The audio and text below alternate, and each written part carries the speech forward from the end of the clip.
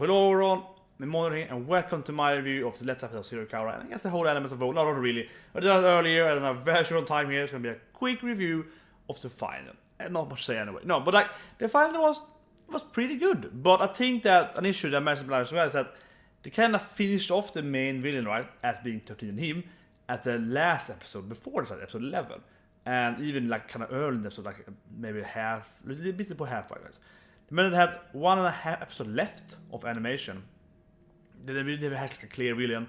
So they just had this kind of random guys, and I felt that already before watching it. I was like, I don't think it's gonna be this amazing episode. It's gonna be some epilogue episode primarily, because they kind of had put the epilogue already to episode 11, kinda, right? So that was a little anti-climatic, I think, the whole episode by because of that. So we started the episode, which is generally kind of cute, heartwarming, you know, the love between Beast and Zero is more interesting as always in this anime, right?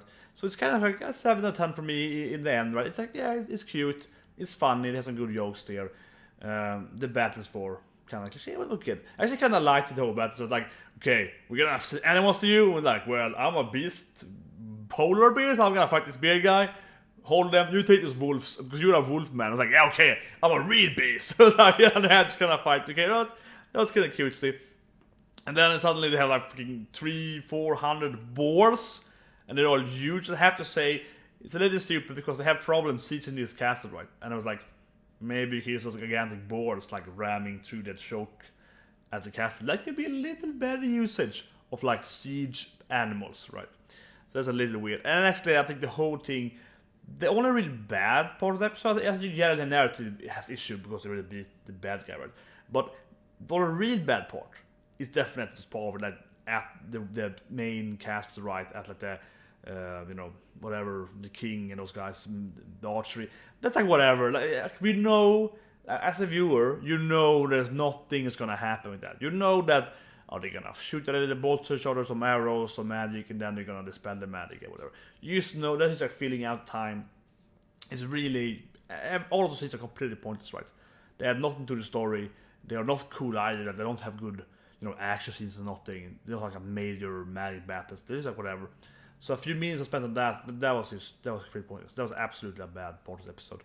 And something that I was afraid was going to happen to. But they had it at a minimum though. Only like maybe 2 minutes in total, right? But still, I think it's too much. 3 minutes too much, but I got something like that. And I also want to add, there was one scene that was really weird to me.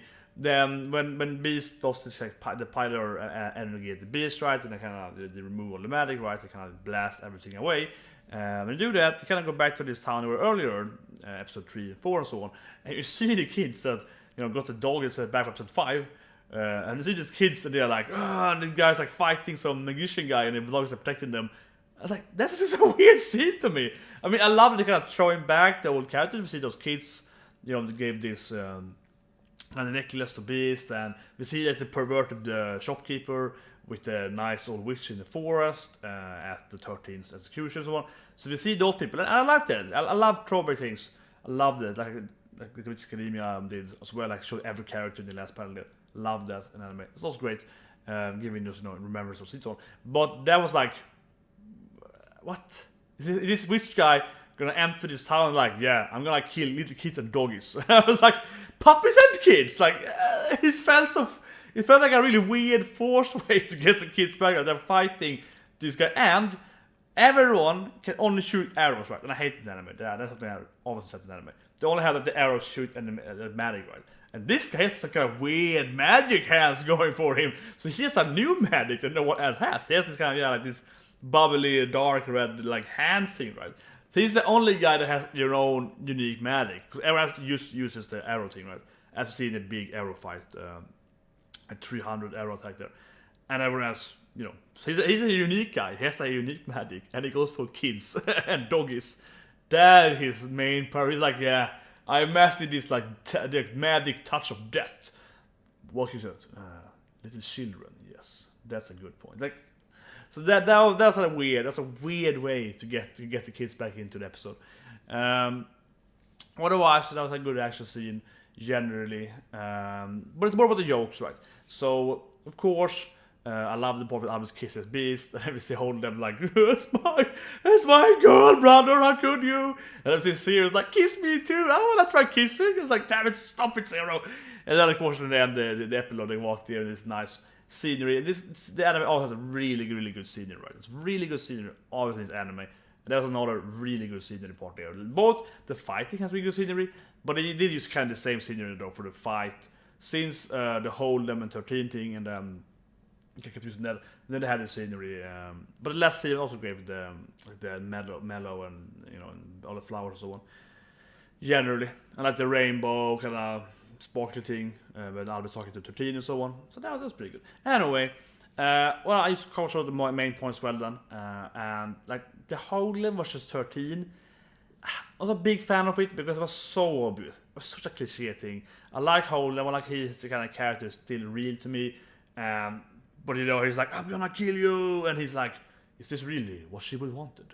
Did she teach you about love and compassion? It's like, damn it, you're right. She was a redeemer. Ah, god damn it. Like it's like that is such a cliche move, right? The main character that someone can try to kill the bad guys, like, but did you talk about love earlier? And I can't do it. Like, such a cliche move. So it's kind of like, kind of half-assed. Well, it just fits Holden's character though. Like he's the thief with the heart of gold, right? So he's kind of like he's trying to he likes to pretend he's a bad guy, right? But he's just a very nice person, and so therefore it really fit him though. But the scene in the series is so cliche, right? Same thing with the burning of him, and I was saying that I was like, there's no way they're gonna kill him. There's no way they're gonna kill him. So the burning, I was like, hey, he's actually gonna die. No, he didn't die. Like that wasn't like no. There's no way. Such a classic, like. Oh, I have to kill you because people. Well, it's rebellion. Oh yeah, you didn't die because you're like the second strongest position on the planet. Oh, what a surprise! I was like, yeah. So you had moments there, but also was very predictable, very cliche, right? And it's a kind of weird, like a decent episode, but anticlimactic, right? And I think the main issue, as I mentioned earlier, so I said again, iterate, is that it kind of ended the bad guy at episode 11, and even not even the end of 11, like in the halfway of 11. So they had like even more than the whole episode of kind of like, yeah, we're gonna fight these random like thugs that only have like one magic and control beast out. It's like 2 magic in total. Like all of them is like 300 rain attack, right? And 13 is like, yeah, mud wall. Oh yeah, I won. That's the level of difference, right? They're like 100 people against him, and he's like, one spell. Good job, guys. I taught you well. Like that, and that's the problem I think in general in this anime though. That those random witches guys, they only have one spell. That's the arrow thing all the time, right? And here again, they have full armor of them, and they still only have one spell. So it's just a lot of arrows, and he's like, yeah, whatever. Like it doesn't affect the start. They have the beast thing though, but yeah. So like them as the main, not the main bad guy, but as the final bad guy of the anime. Doesn't really work, right, because they're so weak. But however, as I mentioned, I think it was so obvious, also kind of predictable. So I had my expectation was kind of low. Not like, oh, this is gonna shit, but like, not like I was like, oh, this is gonna suck. But I was more like, it's probably gonna beat it quite easily. So whatever. Hope it's gonna be some cute moments it beats and that's kind of my mindset, right? I was like, yeah, I hope it's a nice love ending here, more than expecting like a huge battle. So it kind of worked for me anyway.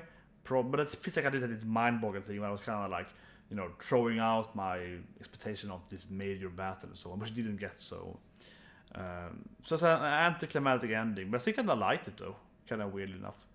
But it's not the best anime season, right? Like, it's an okay anime. So anyway, I hope you enjoyed my reviews of this anime, and I hope to see you in the next coming season. I mean, personally, I'm looking forward to Guide to Gal series, Kategori Kura is coming, I think, this week actually, which I think is very interesting. Psychological gambling anime, I love those. Like, I always say, like, Kagi, One After Kagi, you should watch amazing animes. Hopefully that's going to be similar to that. But we'll see you sure, I think on Saturday, I think. This will be my next anime. So yeah, so have a great day, and I'll see you in the future.